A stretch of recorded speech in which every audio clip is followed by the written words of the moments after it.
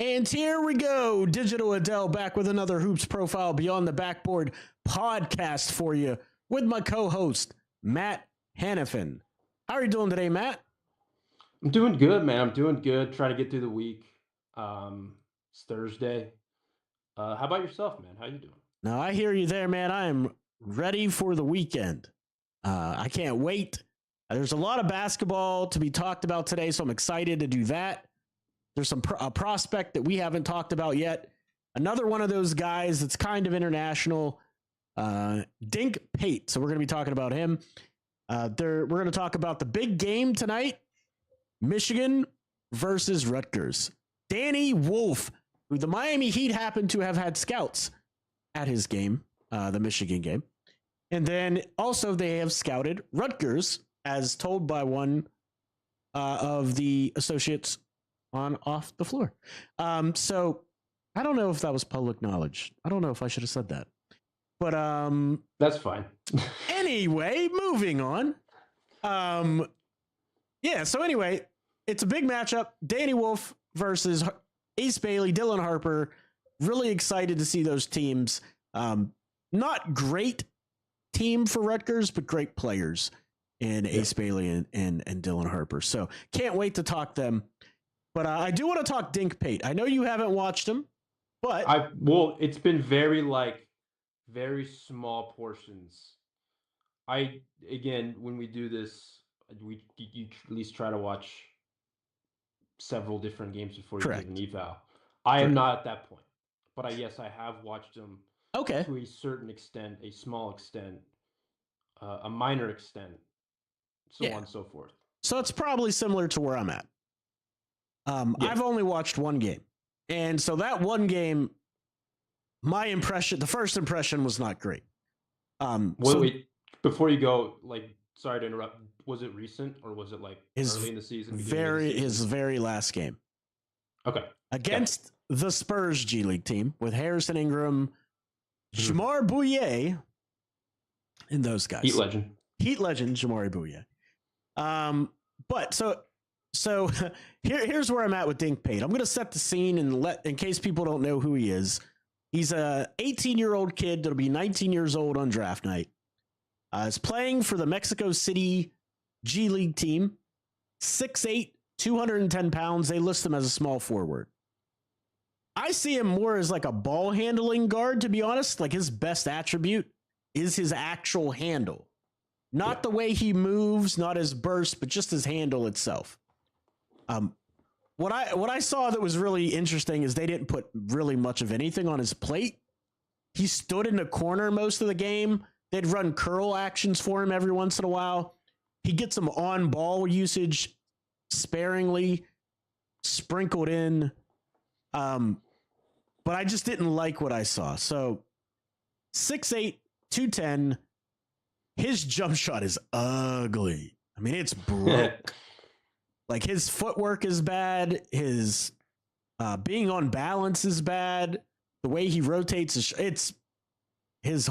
needs a lot of work with that. Jay, he's not super strong with the ball at all. Several times he just looks like he's bracing for contact that isn't there.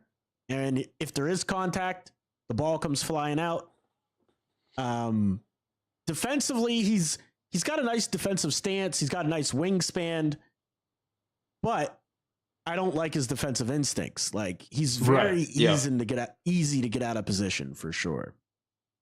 The one thing that I noticed when I watched him was he just gets out of position. Yes. And the defensive awareness isn't quite right. Again, he's still young. I'm not saying that's something that's going to be detrimental to his career or anything like that, right. But it's for him, this being his second year in the G League, it's a learning process. And so that's something that he's going to have to learn over time now and when he gets drafted. But that is something that I did notice. Absolutely. He's definitely going to have to clean that up. He reminds me a little bit of Ronald Holland. Not a lot, but I mean, he does remind me a little bit of Ronald Holland. Just in Ronald Holland was 6'8", also 6'9", good ball handler, rough jump shot, but Holland was a much better facilitator. and a better defender than Dink Pate. If you're going to be drafting Dink Pate, he's a project. He's so raw that he's not going to be contributing for at least 2 seasons. Like if he's that raw.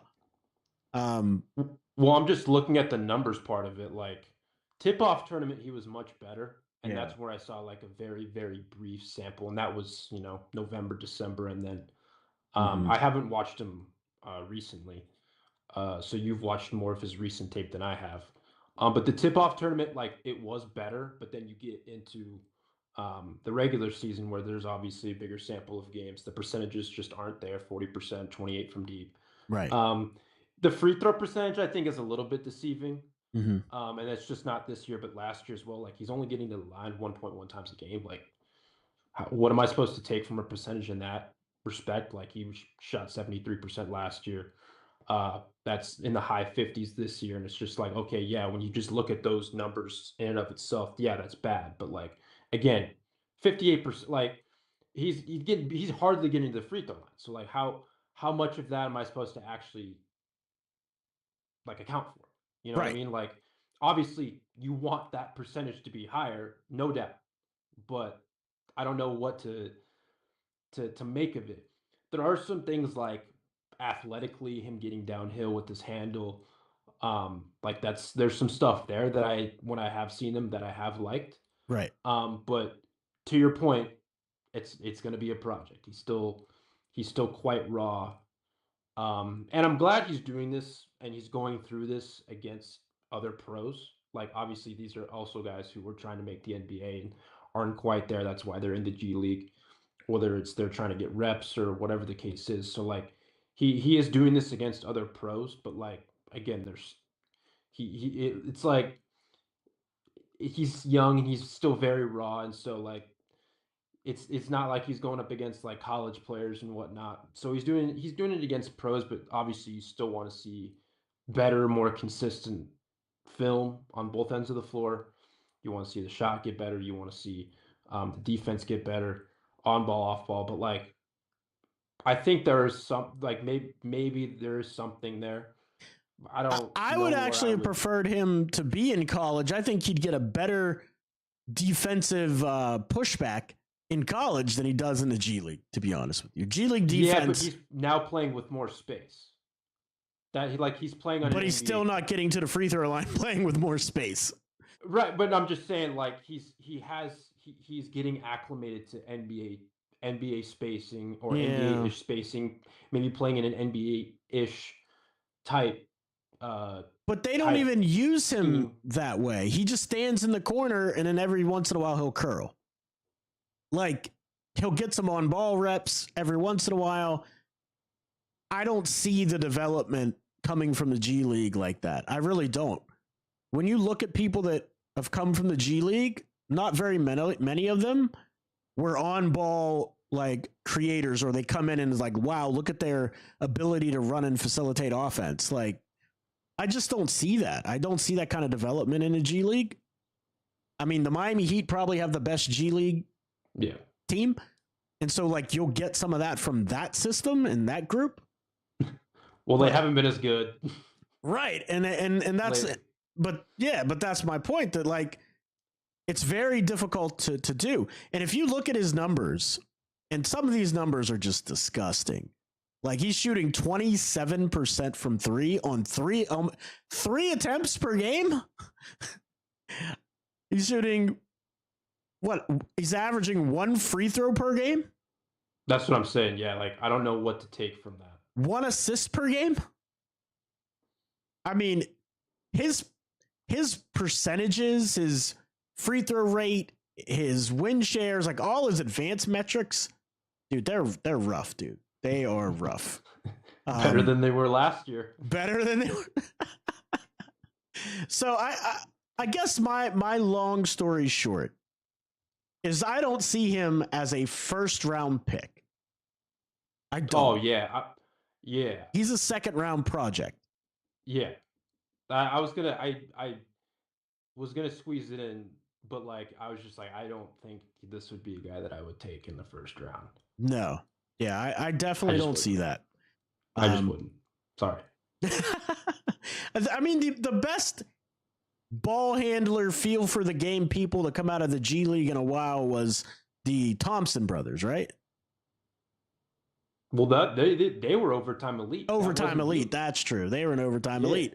All right, so there we go. I mean, there really isn't very many people that come out of the G League and then you're like, oh, they got a much better feel for the game coming out of the G League. I just haven't seen that. There's a Scoot Henderson joke. That can no, I'm just kidding. I mean, I'm not. I wanted to talk about some comparison things that I've seen around the NBA lately before we talk about the matchup. Well, it'll kind of segue into the matchup tonight. I remembered my Colin Murray Boyles conversation I had on the internet that is going to blow your mind about his comparison someone made. So we'll start with the Colin Murray Boyles because someone told me his handle at his size and physicality and athleticism has not been seen in the NBA since Zion Williamson.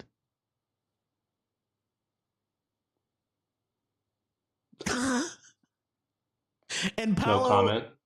Yeah, and Paolo Banchero. No comment? You don't have any thoughts on that?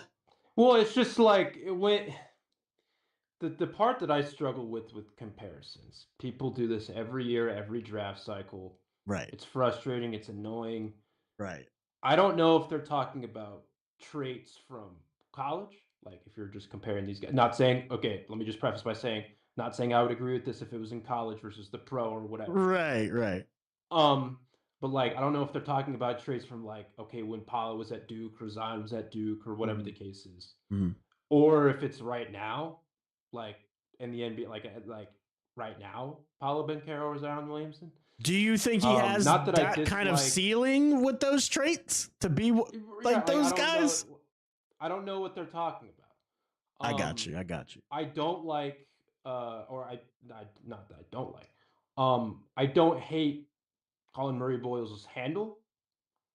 I don't hate it. With all due respect to him, I don't think it's a Zion Paolo. No. College or in the pro. Right. It's just I can't do it. Like comparisons. I can't compare those players together in the same sentence in any way. Like it's just right. Well, yeah, both were much better prospects. Both are much better.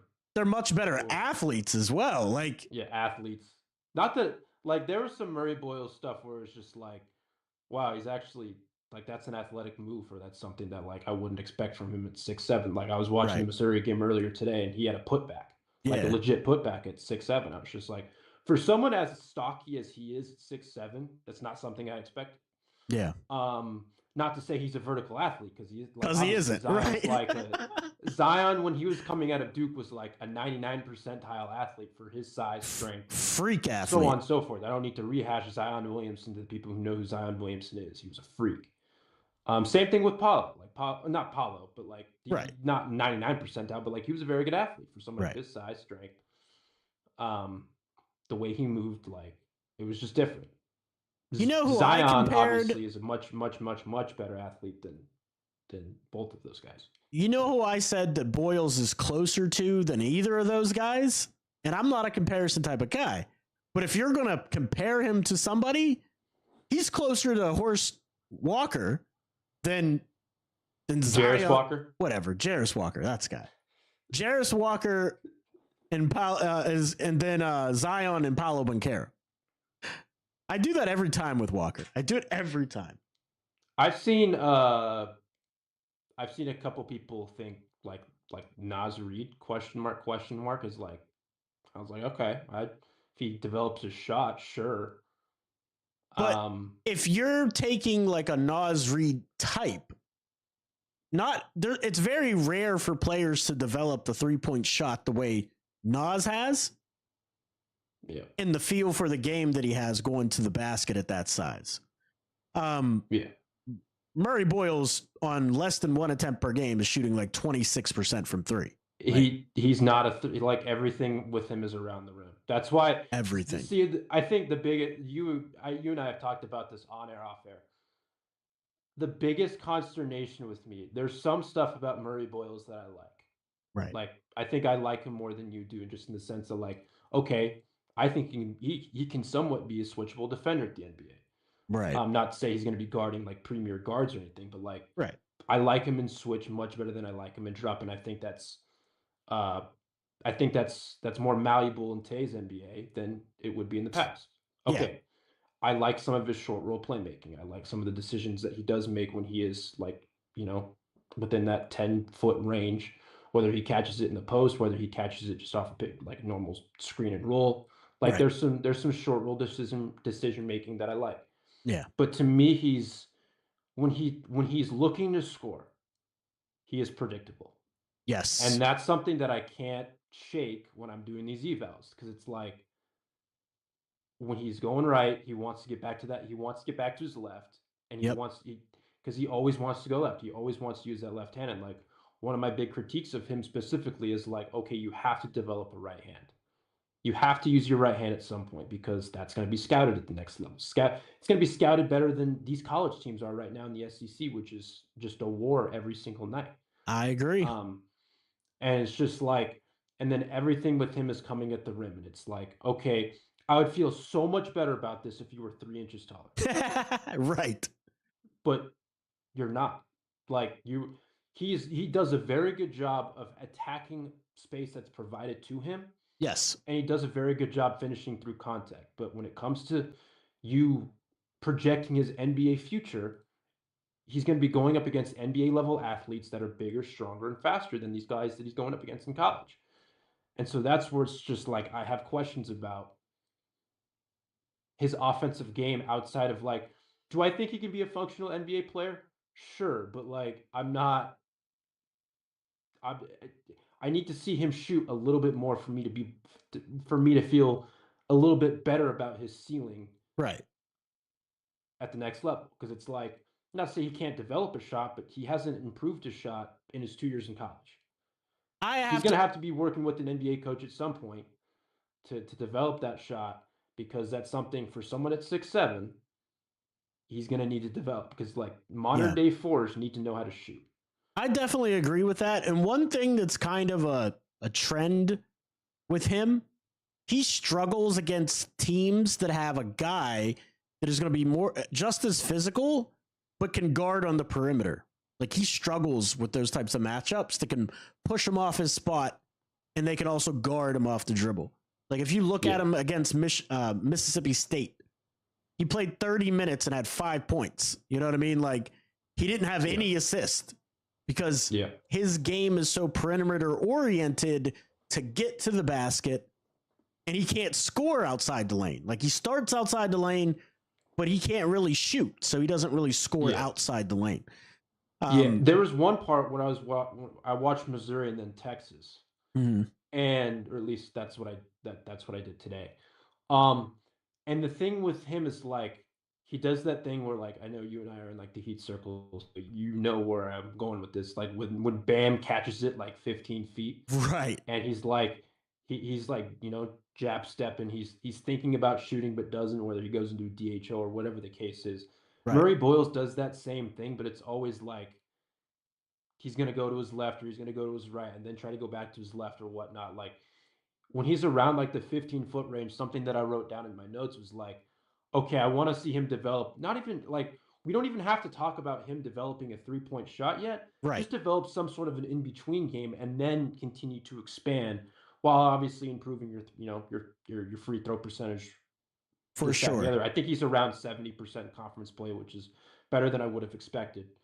But like, if you develop that respect of like being a consistent mid-range shooter, okay, now then we can talk about, him above the break and him, spacing from the 3-point line in the corners, this, that, and the other. Not to say, again, he can obviously develop that, but that's I would feel why much better about it if he actually does do that. And that's something that I want to see him do, But that's why I have so much trouble putting him in the top 15 like that. Like, I don't think he's a top 15 guy. because he doesn't have any counters. He's undersized. He isn't a super vertical athlete. Like, I have a lot of questions. He does some stuff where I'm just like, okay, I like that a lot. Like, there were a couple times where, like, he'll just come out of nowhere defensively and just completely swat someone into the third row. And it's just like, whoa, like, okay. Like, that's, again, for someone who's not a great vertical athlete, like, that was, it's good timing, and he's got a really long wingspan, is what it is. Yeah. Like, he moves his feet well defensively, and it's just like, okay, like, I can see some of the stuff here, but, like, if I'm trying to figure out your role offensively, you're very limited what you can do outside of your passing and your playmaking. Like, that's something where it's just like, again, I have a ton of questions. There's some stuff that he does that I like, but then there's other stuff where I'm just like, I want to see you develop some of this before I will give you this standing. Not so let's play this game. Who would you rather have? And we'll start around the 15th area. Would you rather have Liam McNeely or Boyles? I would probably go with McNeely. Same here. Ben Seraph or Boyles? You haven't watched Seraph. Yeah. I'll answer for you. I'd take Ben Seraph. Thomas Sorber or Boyles? I have Sorber much higher than Boyles, so Sorber. Jace Richardson. Jace. Phylon. I would probably lean Phylon. Okay. Rasheer Fleming. I would probably lean Fleming. Danny Wolf. I have Wolf around where I have Sorber, so Wolf. Okay. Do you see where I'm going with this? Well, you and I feel the same way about Boyles. We're much lower on him than the consensus. I don't see what the consensus sees at all. Like, at all. I don't see it. This isn't new news between you and I. No, not at all. Not at all. But yeah, I think I have Boyles like in my most recently updated board. I think I have him in like the 20 range somewhere, early 20s.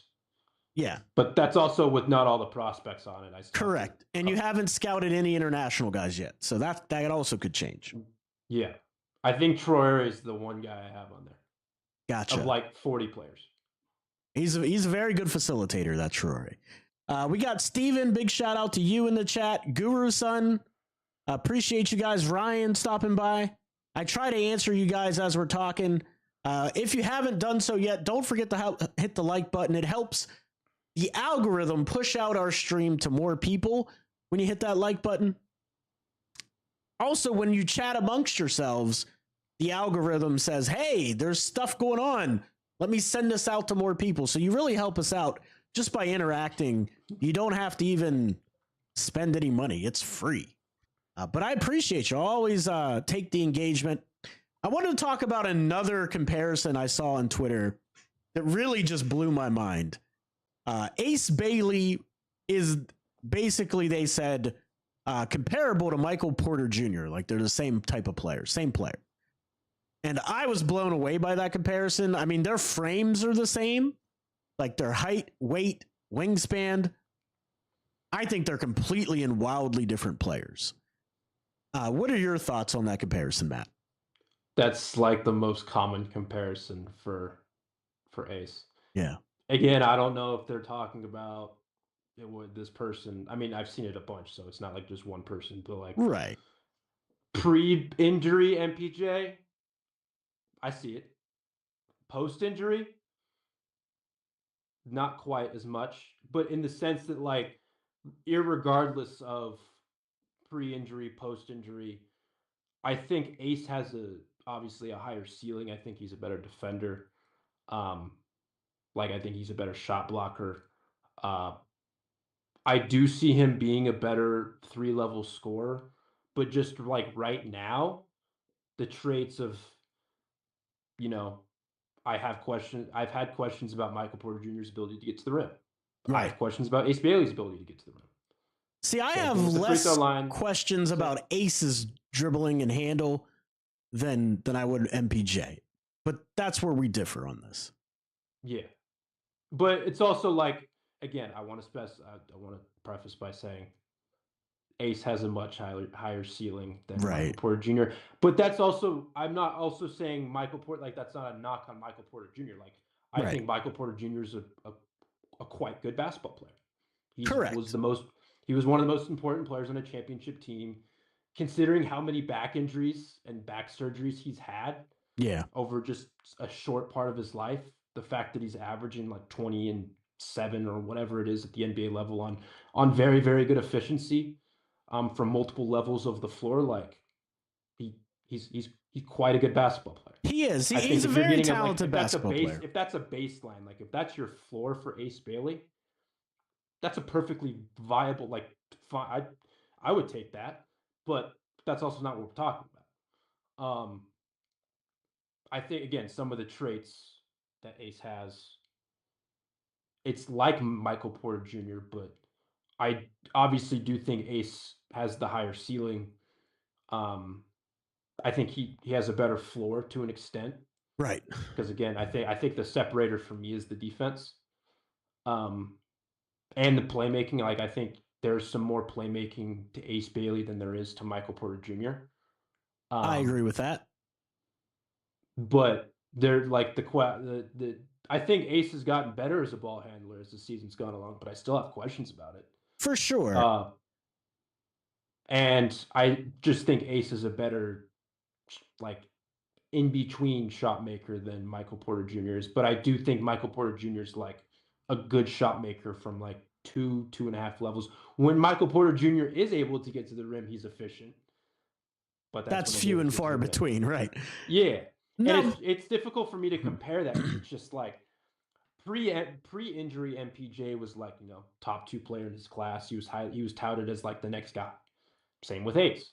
Ace was, top 2, top 3 player in his high school class, and obviously we're seeing it unfold at the college level. Michael Porter Jr. played 3 games in college.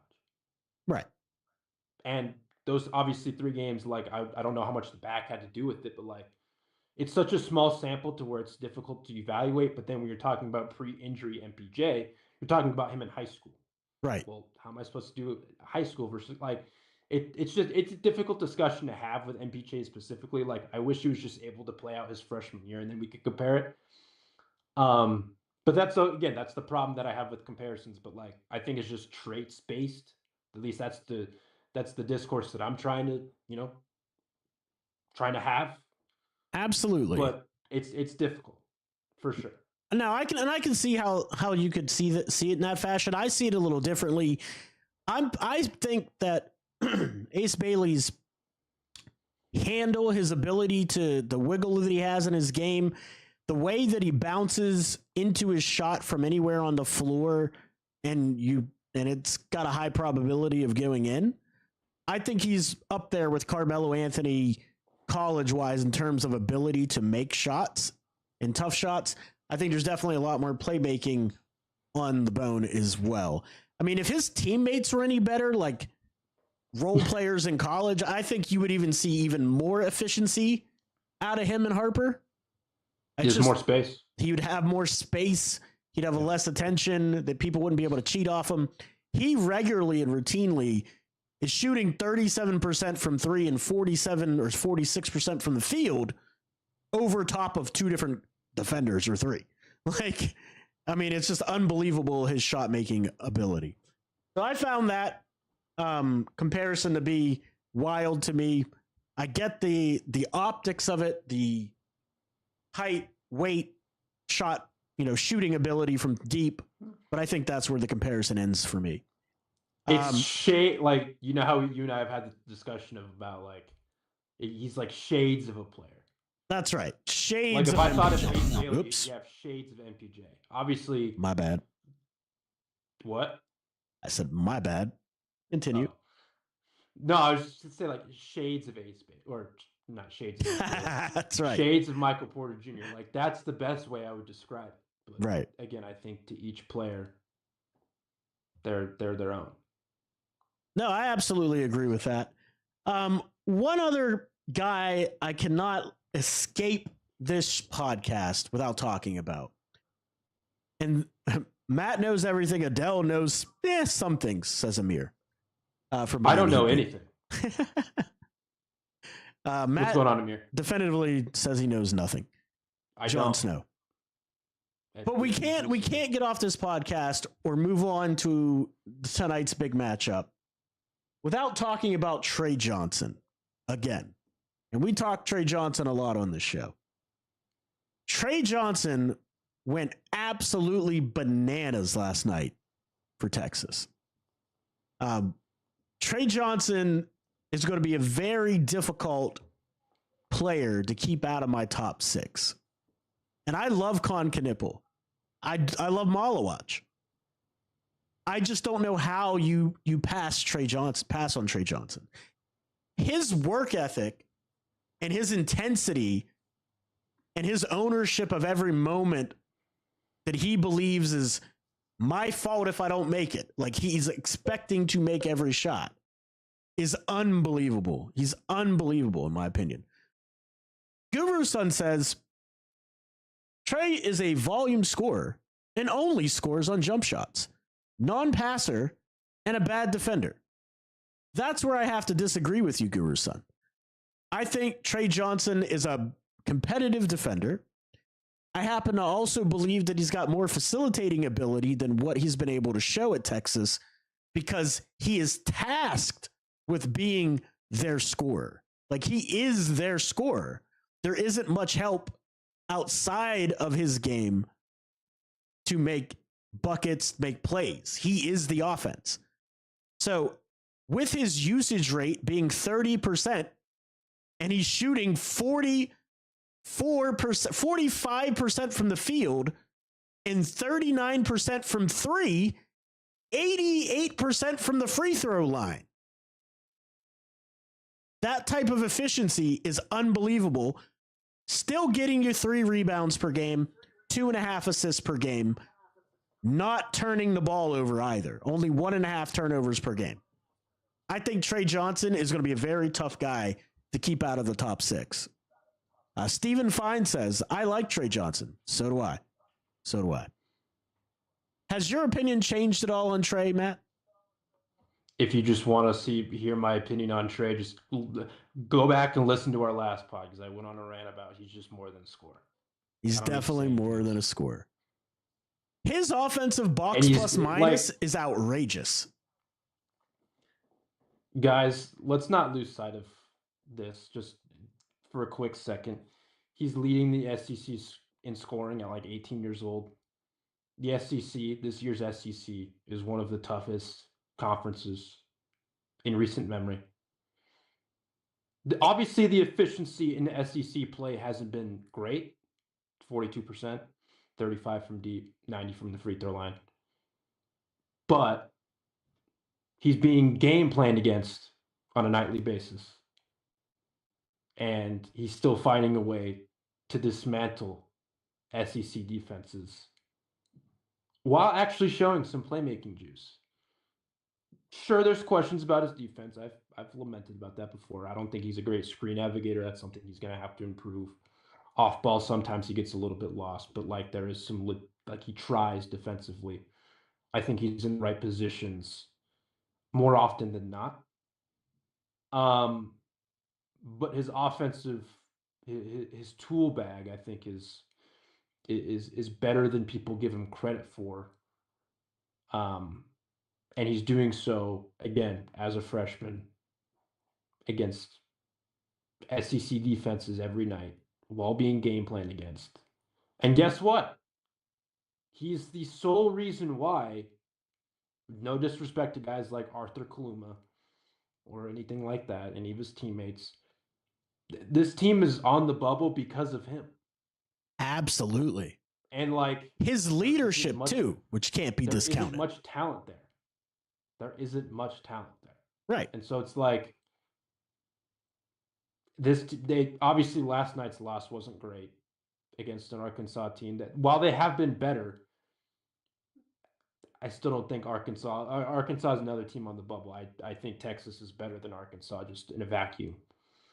But obviously last night that wasn't the case, so maybe I'm wrong by saying that.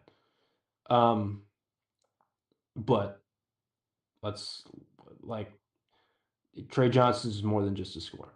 Absolutely. And like I said, the leadership part can't be discounted. For an 18-year-old freshman in the SEC, he is the heart and soul of that team.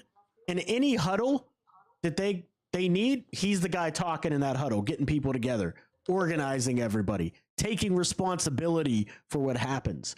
His advanced metrics, his PER is 21.5. League average is 15.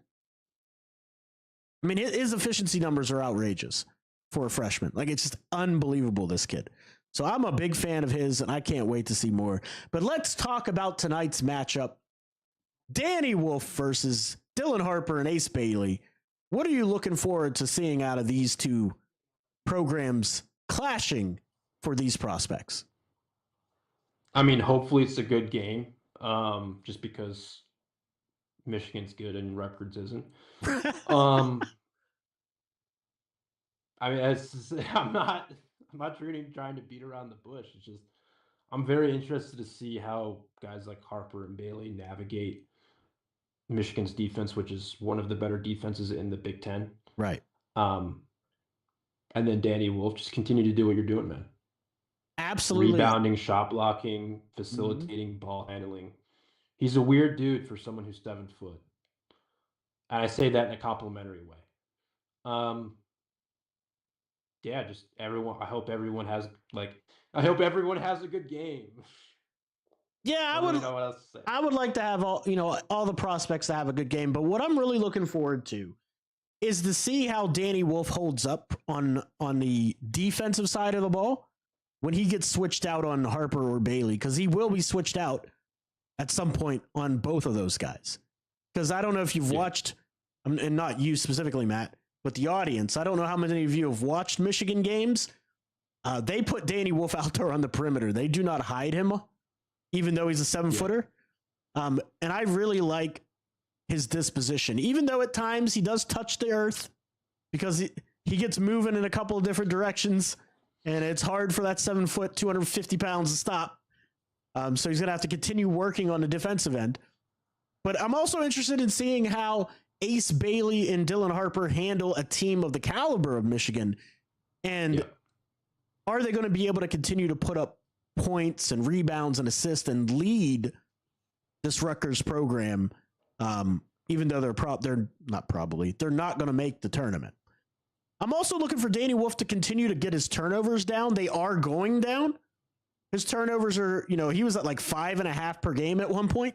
Not 5.5, 4.5 per game at one point. He's down to 3.3 turnovers per game. So he is consistently getting better at that. But again, we've waxed poetic about Danny Wolf a lot. Let me ask you this. In the last couple of times you've watched Danny Wolf, do you think he's gotten better at shooting off the dribble? Or is he still struggling in that area? Does he still need to prove more to you off the bounce? I struggle with it, but I would also just prefer if he didn't do it. That's going to be tough at the pro level. I know. Well, I know, but I just don't know if, considering how he's I'm not very high on him shooting off the dribble. Right. I think he's gotten better as the season's gone along, but I'd just rather him be. If I'm relying on him to be a 3-point shooter, I would rather just him be one off the spot up. Spot up guy. He is a better spot up guy, that's for sure. You know what's really odd about him? His free throw shooting is poor. And a lot of it is mechanics. Like, his mechanics are odd. Like, he brings the ball from really low to really high, and it's from the other side of his face. Yeah, from the other side of his face. So he really needs to correct that. And I think if he gets in the lab, really works on his mechanics, I think he could be a very good shooter. I think he's got enough touch and feel for shooting on the outside, because he's shooting 35% from 3 on 3 attempts per game. That's a good rate for 3-point rate for a guy of his size. And at 7 foot, 250 pounds, he's just a unicorn in how he moves. So I'm intrigued. I'm very intrigued. Last question before we get out of here on Danny Wolf. We've talked about this before. What is the highest possible selection you would take him at? Where is the cutoff where you're like, nope, it's too high? It's got to be somewhere like 10, 11, 12 range. That's definitely too high for me. Absolutely. I agree. Like, that's where I'd be like, not sure about that one, Chief. That's kind of where I would be at with him, but because that's where I have him on my board. Yeah. But I also haven't updated that in a bit. Yeah, we're gonna have to do another one of those pods at some point because I haven't updated mine either. Yeah. So because I've moved him throughout. I've moved him up as the season's gone along. Right. So I have him right now in the range. I believe right around the Sorber. I think Queen's right there too. I have him ahead of Queen, but like they're all kind of like in that same territory. Yeah. So that's I think the highest that I would be like maybe the late lottery would be like the highest place. Right. Like 13, 14 maybe. Because here's my thing when we talk about that. Like, it's going to come down to what a team wants, like what they need. Because once you get out of the top 10, it's a crapshoot, really. It might be top 5 this year. Once you get out of the top 5, it's like, well, all bets are off, baby. Let's see what happens. I can't wait for Colin Murray Boyles to go 7. I will lose my ever-loving mind if he goes 7th. I won't, because it won't be on my team, so that's fine. Stephen Fine says Wolf is a late first-round pick for me, 20 to 25. Guru Sun says Trey can really shoot, so he won't be a bust, but I have questions. Those are all legitimate and valid opinions there, for sure. Here's why I say Wolf won't go 20 to 25. This is why I think he goes higher than people were giving him credit for. He's 7 foot, 250 pounds, and can dribble like a guard. It's just the planet theory. There's not very many guys like that walking around.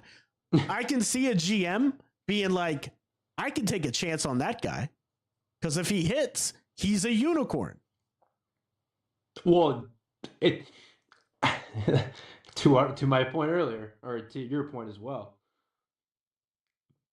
would you be surprised if the team in the late top 10 was just like, that's a dart throw I'm willing to take? Yes. Especially if they have multiple picks. Absolutely. Like, I could see it be like teams at 9 being like, I like that Danny Wolf guy. Yeah, I could see that at 9. I mean, I wouldn't take him over Asa Newell, but I could see that. I wouldn't either.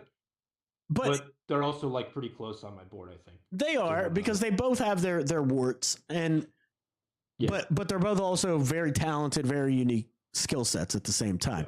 Yeah. But here's what I would say in terms of that. Again, that 7 foot 250 handles like a guard. If you have multiple picks and all these other guys are just small, again, it's that planet theory. There's just only so many of those guys walking around. You take a chance on that type of guy. Like Colin Murray Boyles, you can find that archetype, that body type every draft. And not all of them hit. Very few of them hit. Like Zion, dude. That's right. He's Zion Williamson. Somebody said Derek Queen is didn't they said he's like Naz Reid, right? Isn't that the comparison that's going around now? That he's potentially could be like Naz Reid.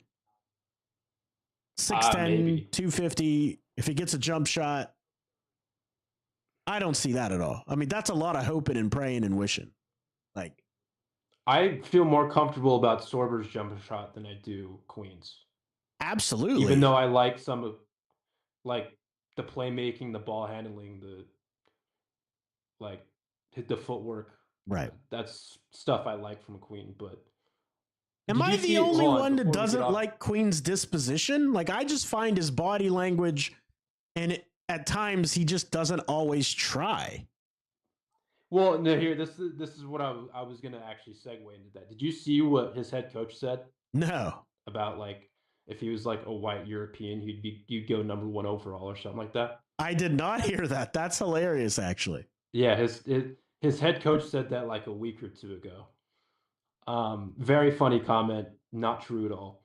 Definitely not true at all. But like the thing, because I think it was Sam Vecini made this point where he was just like maybe he would be, higher on people's boards if you didn't try to scheme him out of everything defensively. Right. Because like how they do like the zone and like how they want him, as close as possible to the rim. Yep.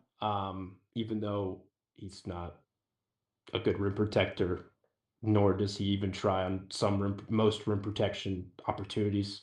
Correct. Which is a little bit of a problem, which one of the many reasons why I have questions about him defensively. But yeah, Vecini was like, yeah, maybe he'd be a little bit higher if you didn't try to pre-switch or do anything to not have him in the action defensively. So I thought that was pretty funny. What also is funny to me is that you talk about he would be the number one pick. He averages 2 assists a game, right? Not terrible, not great.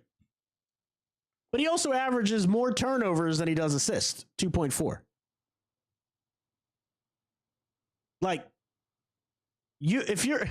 If you're going to be a guy with 25% usage rate and you can't shoot threes, you're going to have to be able to be a good facilitator. You're going to have to be a hub, so to speak.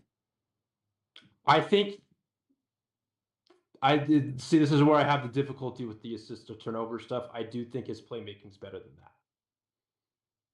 Show me. Because he does live dribble stuff. He can operate as a hub. That's kind of what he's done this entire year. Right. I think where he gets caught is when he tries to there's times where he attacks a closeout.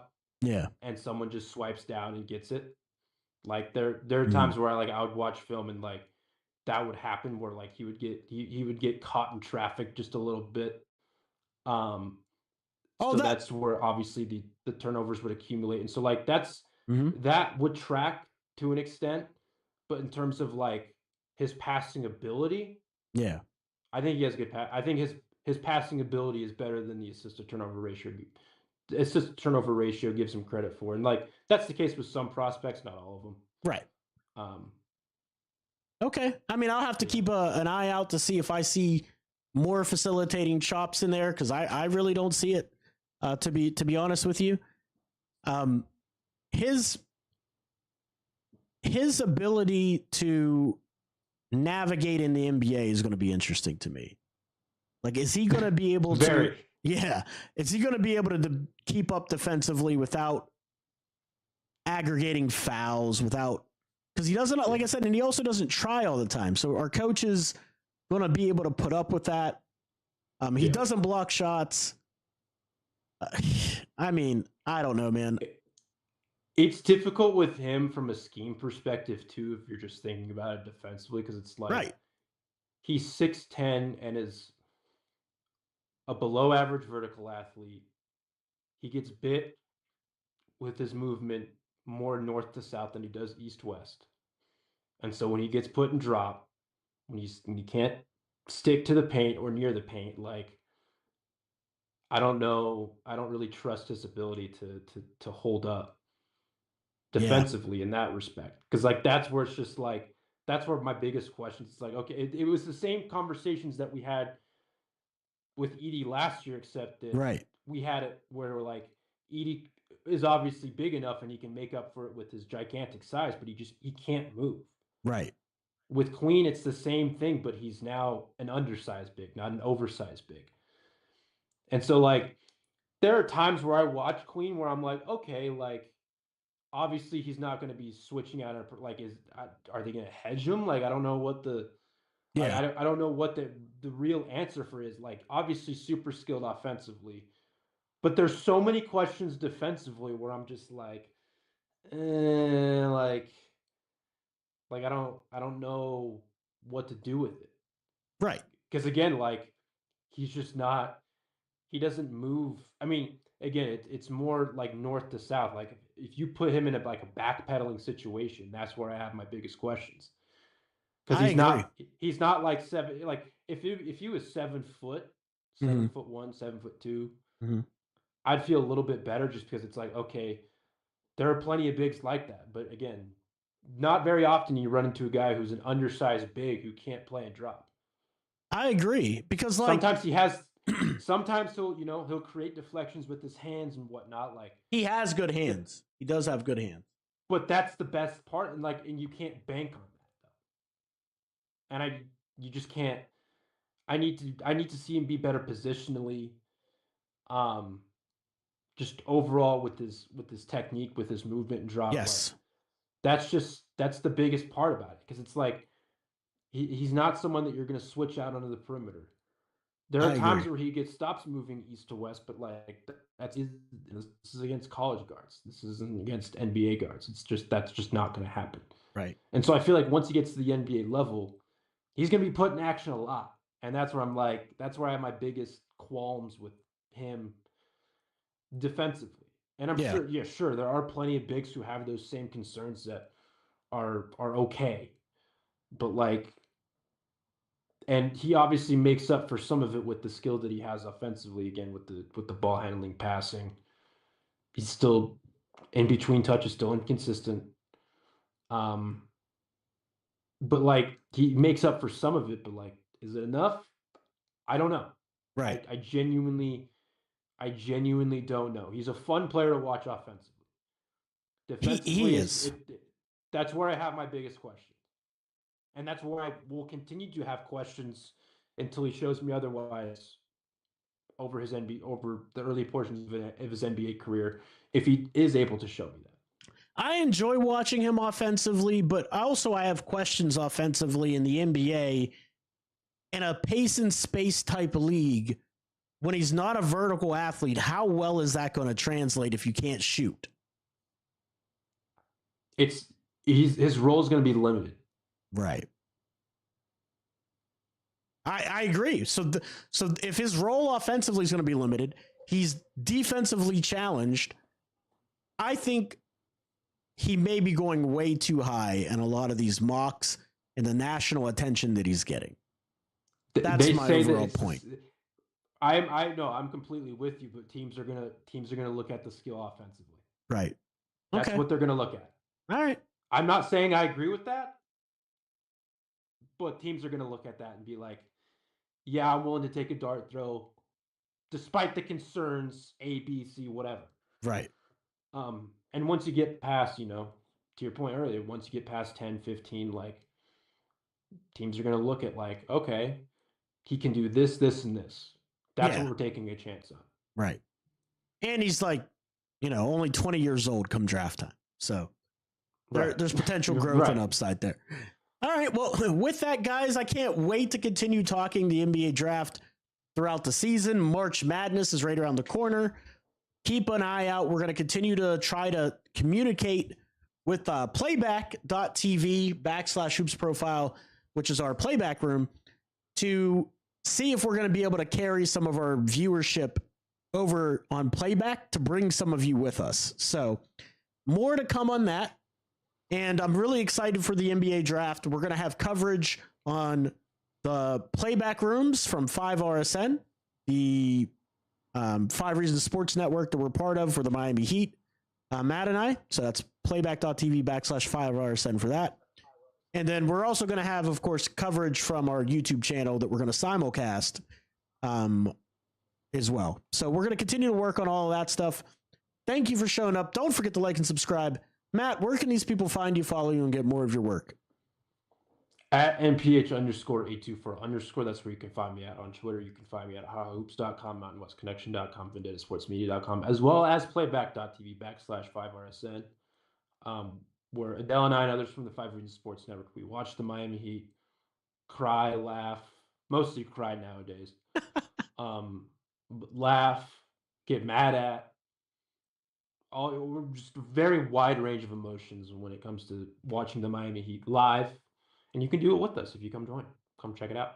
Absolutely. Well, I appreciate you, Matt, as always. I'm Digital Adele. You can find me on social media under that same moniker, anywhere social media is found.